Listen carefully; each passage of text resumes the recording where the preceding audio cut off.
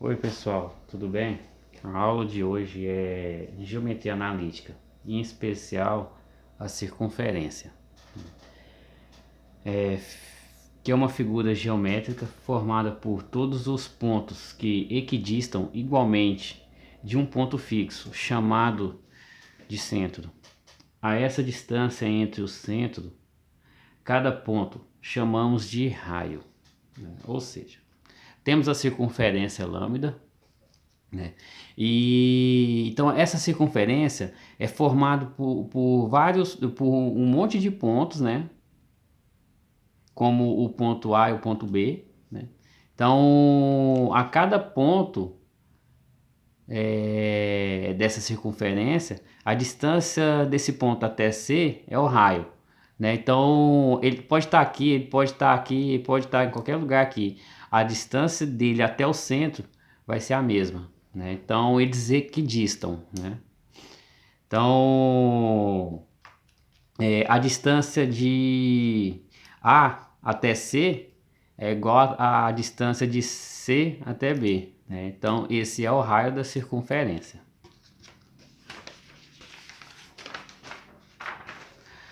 Posições relativas entre ponto e circunferência, né?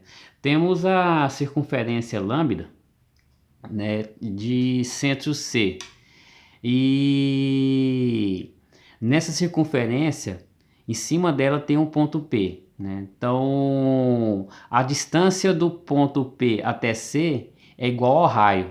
Então logo temos que P pertence à circunferência lambda.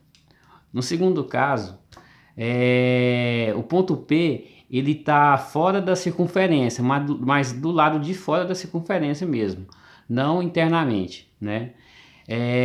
Então a distância do ponto P até C é diferente do raio, né? E é maior do que o raio. Então logo P é externo à circunferência lambda e é maior, né, também do que a circunferência. Então P,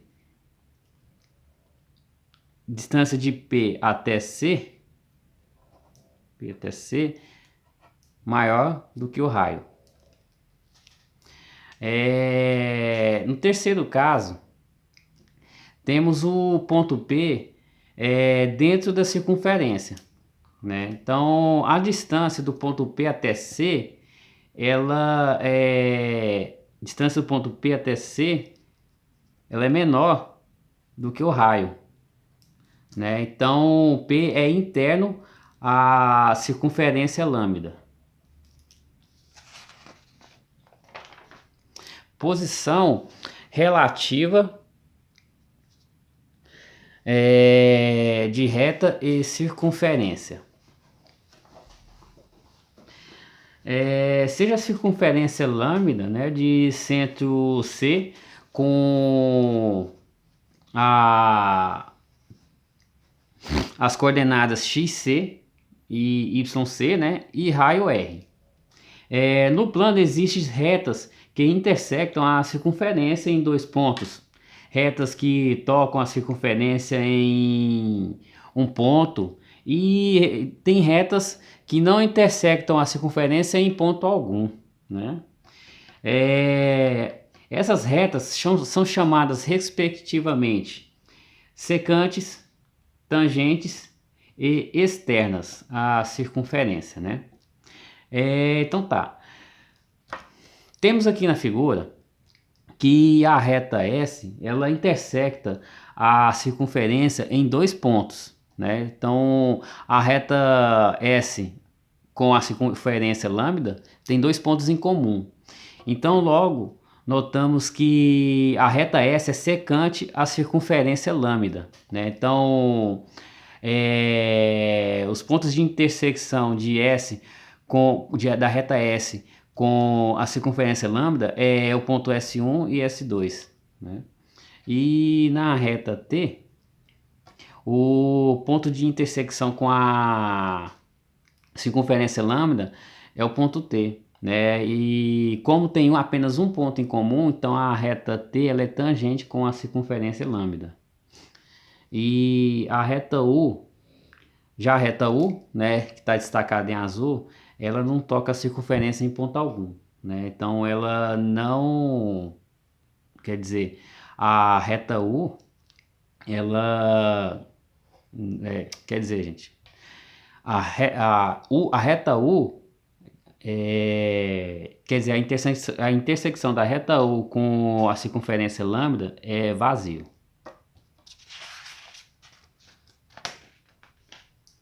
Posições relativas de duas circunferências. A posição relativa das circunferências lambda1 com o centro C1, né, e raio de medida R1. E a circunferência lambda2 com o centro C2 e raio R2, né?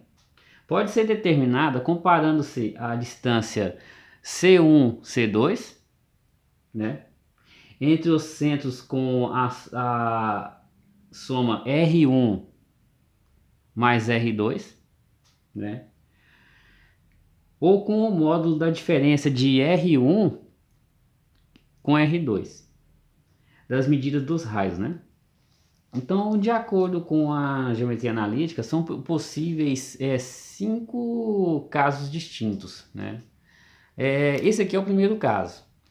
Nesse primeiro caso, a circunferência lambda1 e lambda2 são exteriores, né? Então, logo notamos que C1, C2, né, que é esse segmento, ele é maior do que a soma do raio 1, né, com o raio 2. Agora vamos para o segundo caso. O segundo caso que é a circunferência lambda1 com a circunferência lambda2, né? Elas são tangentes. O que quer dizer? Elas têm apenas um ponto em comum. Elas tocam aqui, nesse único ponto, né? Então notamos que o segmento C1, C2 é igual à soma do raio 1 com o raio 2. Bem nítido, né? Vamos para o terceiro caso. No terceiro caso, a circunferência lambda1 e lambda2 são tangentes interiores. O que quer dizer? Elas têm um ponto em comum, só que uma está dentro da outra. Elas não estão externamente, elas são tangentes internamente, né? Que acontece? Então, nesse caso, notamos que o segmento C1, C2 é igual ao módulo do raio 1 menos o raio 2, né? No quarto caso,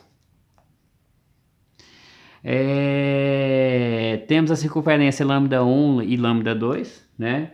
Elas são secantes. O que quer dizer? Elas intersectam em dois pontos em comuns, né? Que é esse ponto. Bom, vamos dar um nome de A, né? E B. Aqui. Se elas são secantes, então podemos notar que o módulo da diferença do raio 1 com o raio 2 é menor que o segmento C1, C2 e que é menor que a soma do raio 1 com o raio 2.